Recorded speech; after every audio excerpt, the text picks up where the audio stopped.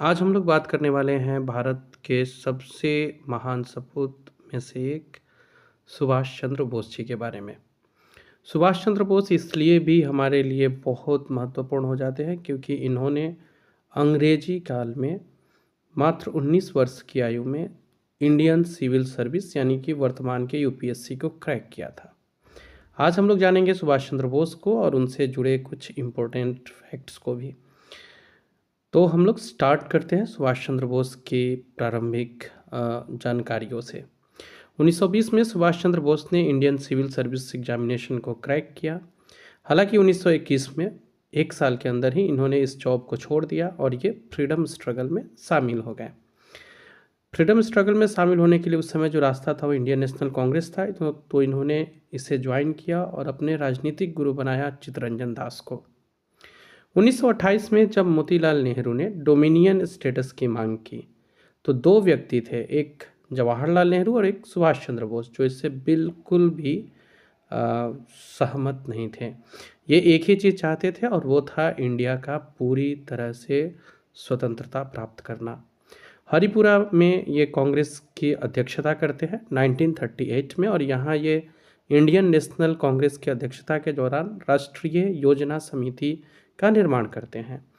बोस और नेहरू दोनों अल्टीमेटली एक ही बात पे आके रुक रहे थे और वो था भारत की पूरी तरह से आज़ादी।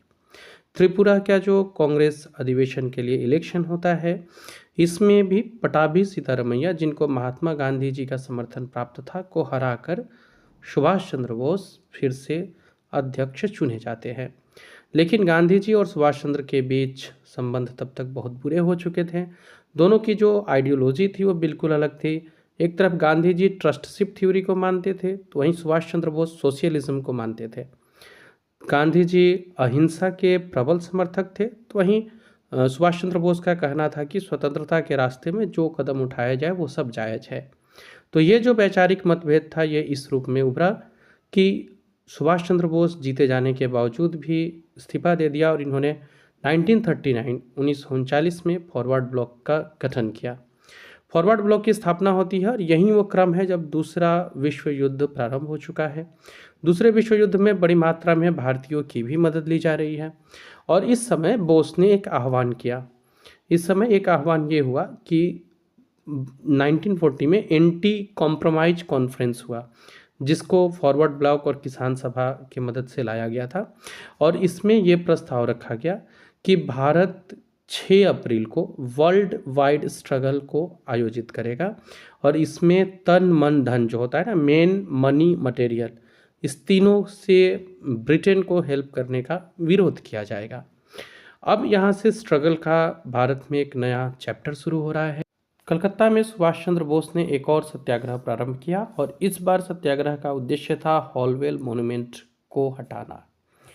इसमें सुभाष चंद्र बोस को गिरफ्तार कर लिया जाता है और जब ये जेल में रहते हैं, प्रिजन में, इन्होंने आमरण अनशन की घोषणा कर दी। दिसंबर 1940 को इन्हें यहाँ से रिहा कर दिया गया, लेकिन इन्हें अपने ही घर में नज़रबंद कर दिया गया, जहाँ से ये अपने घर से स्केप्ट कर जाते हैं। यहाँ से वो निकल जाते हैं एक पठान के रूप में और सुभाष चंद्र बोस यहाँ से निकल करके भारत की आज़ादी की जो अंतिम लड़ाई है उसको लड़ना शुरू करते हैं 1941 में। पेशावर से होते हुए अफ़गानिस्तान और फिर ये पहुँचते हैं रसिया। यहाँ रूस में इनका प्लान था सोवियत रसिया को अपने साथ लाने का, जो कि फेल हो गया क्योंकि इस बीच रूस ने ब्रिटेन का साथ पकड़ लिया युद्ध में। मीन्स रसिया अब ब्रिटेन के साथ हो गया था युद्ध में। सुभाष चंद्र बोस यहाँ हार नहीं माने क्योंकि उनका एकमात्र सपना था और वो था भारत को आज़ाद देखना किसी भी हाल में। तो इस सपने के लिए कि भारत स्वतंत्रता की ओर आगे बढ़े, सुभाष चंद्र बोस अब वैश्विक मदद के लिए भी तैयार थे भारत को आज़ाद कराने के लिए। इसी उद्देश्य से वे जर्मनी पहुँचे, जहाँ इन्होंने ओरलैंडो मैजोटा अपना नाम रखा। यहाँ से ये फ्री इंडियन लीजन की स्थापना करते हैं और यहीं पे इन्होंने यहाँ पर इन्हें लोगों ने नेताजी कह के बुलाना शुरू किया और सुभाष चंद्र बोस ने यहीं पर नारा दिया था जय हिंद का। अब ये पूछा जा सकता है कि जर्मनी में किस जगह पर, तो फ्री इंडिया सेंटर जो है यहाँ पे इन्होंने जय हिंद का नारा दिया था। 1942 में इनकी मुलाकात हिटलर से भी होती है। इसके पहले ये लगातार आज़ाद हिंद रेडियो पे अपने जो मंसूबे हैं, जो ये ब्रॉडकास्ट करना चाहते थे, उसे लगातार ब्रॉडकास्ट कर रहे थे। बोस और हिटलर के 1942 में मुलाकात तो हुई, लेकिन हिटलर के जो रेसिस्ट व्यू थे, इससे इसके खिलाफ थे सुभाष चंद्र बोस के विचार। तो अब सुभाष चंद्र बोस को ये लग गया था इस मीटिंग के बाद कि केवल जर्मनी की मदद से कुछ नहीं होने वाला। सुभाष चंद्र बोस यहाँ से पहुँचते हैं अपने रास्ते को चेंज करके सिंगापुर, और यहाँ से एक नया अध्याय शुरू होता है जहाँ नेताजी की मुलाकात होती है रास बिहारी बोस से, जो पहले ही भारत को आज़ाद कराने के लिए यहाँ कार्यरत हैं। यहाँ पे जो आज़ाद हिंद फौज के स्थापना का जो विचार था, इस सबसे पहले मोहन सिंह के मन में आया था। इसके लिए उन्हें आवश्यकता थी प्रिजनर्स आर्मी जो होते हैं उनकी, और ये उन्हें उपलब्ध कराया जापान ने इंडियन प्रिजनर्स को अवेलेबल कराया, और ये इंडियन प्रिजनर्स जो उस समय सैनिक प्रिजनर्स थे, इनकी मदद से मोहन सिंह ने आईएनए को स्थापित किया, इंडियन नेशनल आर्मी को स्थापित किया। ये जो युद्धबंदी है, ये पहले से ही अंग्रेज़ों के प्रति गुस्से में थे ही, साथ ही साथ जो इनके कैंप की जो हालत थी वो भी बहुत अच्छी नहीं थी। तो ये सैनिक काफ़ी आपको कह सकते हैं काफ़ी उत्साह के साथ इसमें जुड़े, और भारत का पहला एक डिवीज़न तैयार हो गया। लेकिन इसी बीच में जापानियों और मोहन सिंह के बीच में एक मतभेद प्रारंभ हो गया। सबसे पहली बात तो ये थी कि जापानी चाहते थे कि ये जो आईएनए का निर्माण हुआ है, इसमें केवल 2000 सैनिक रहे, जबकि मोहन सिंह का मानना था कि इसमें बड़ी मात्रा में आर्मी की ज़रूरत पड़ेगी। दूसरा, इसके कंट्रोल को लेकर के था। मोहन सिंह चाहते थे कि वो इसे कंट्रोल करे, जबकि जापान चाहते था कि ये इसे कंट्रोल करे। फिर जापानियों ने मोहन सिंह को अपने कब्जे में ले लिया। जुलाई 1943 में सुभाष चंद्र बोस का रास बिहारी बोस से मिलना होता है, यानी सुभाष चंद्र बोस भी सिंगापुर पहुंचे हैं, और मोहन सिंह के बाद रास बिहारी बोस आईएनए के कंट्रोल को संभाले हुए हैं।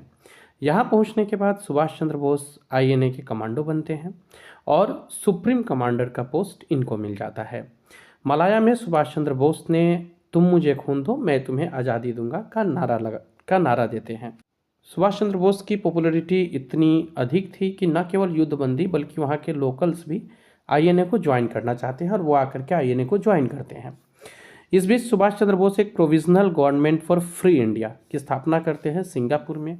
यहाँ ये एच.सी. चटर्जी को फिनेंस, एम.ए. अय्यर को ब्रॉडकास्टिंग और लक्ष्मी स्वामीनाथन को महिला विभाग सौंपा जाता है। इस बीच द्वितीय विश्व युद्ध अब और भी घर आते जा रहा है। अमेरिका ब्रिटेन खुल करके आमने सामने हैं, और ये एक्सिस पावर की लड़ाई चल रही है। 6 नवंबर 1943 को जापानी आर्मी जो है वो अंडमान निकोबार को आईएनए को दे देती है। सुभाष चंद्र बोस इसका नाम बदल करके शहीद और स्वराज द्वीप रखते हैं। यहाँ ट्रेनिंग शुरू की जाती है। इसके साथ साथ में फंडिंग को भी इकट्ठा किया जा रहा है, और साथ ही साथ में ओमेन रेजिमेंट भी यहाँ पे फॉर्म किया जा रहा है क्वीन ऑफ झांसी के नाम से।